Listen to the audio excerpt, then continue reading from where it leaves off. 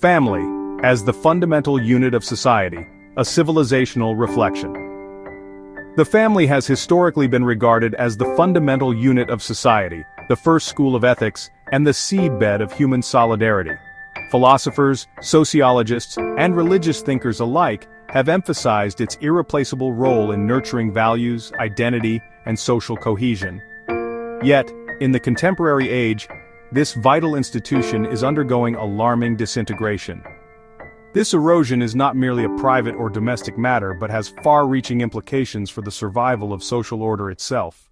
Among the foremost causes of family breakdown today is the paradox of communication. With the rise of technological tools, humanity possesses more means of interaction than ever before, yet genuine communication is fading.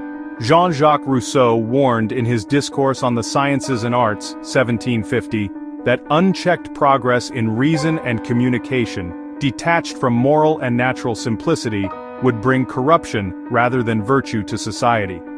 Families now live under the same roof but in different psychological worlds, each member absorbed in digital isolation, constructing a self increasingly detached from collective belonging. This transformation echoes Emile Durkheim's theory of anomie, a state of normlessness in which shared values and moral guidelines lose their authority, leaving individuals disconnected and societies fragmented.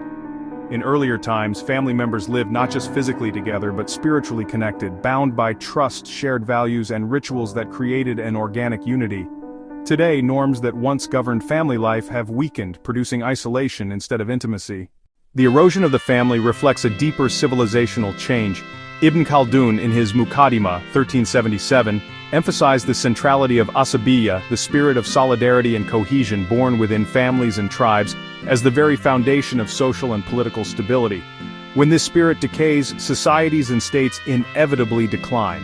Modern capitalist culture, however, promotes what may be termed the isolated capitalist self, a consumer-driven identity that values independence, competition, and material gain over mutuality and compassion.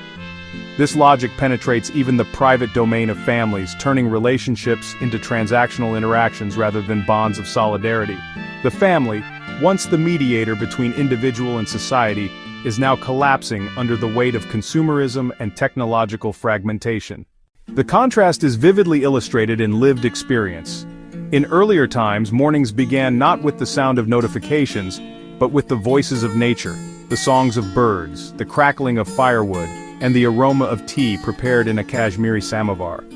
Neighbors would visit with cheerful faces, and children would listen to moral stories from their elders, beginning the day with a sense of blessing, barakah. These rituals infused life with spiritual rhythm and mutual love. Such memories are not merely nostalgic but civilizational. They demonstrate how families once cultivated sociality grounded in trust, spirituality, and nature's harmony. Their decline signals not only the loss of tradition, but also the fading of the social self. The disintegration of the family has profound implications beyond the household. Durkheim argued that societies collapse into disorder when collective conscience weakens. Circumflex 5. Similarly, Ibn Khaldun maintained that dynasties and states fall when asabiyyah, familial and social cohesion, disappears. Circumflex 6. A society of fragmented families becomes a society of fragmented individuals, unable to sustain trust or collective responsibility. Modern sociologists like Robert Putnam have described this trend as a decline in social capital, the networks of trust and reciprocity that hold communities together.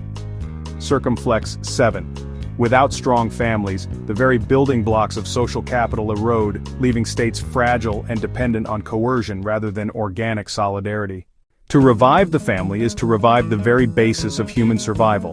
This does not imply rejecting modernity, but rediscovering the essence of authentic communication, shared rituals, and spiritual values.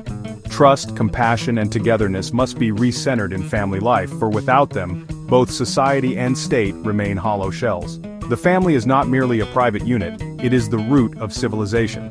Its decline marks not only the decay of personal bonds but also the erosion of the moral universe that sustains humanity.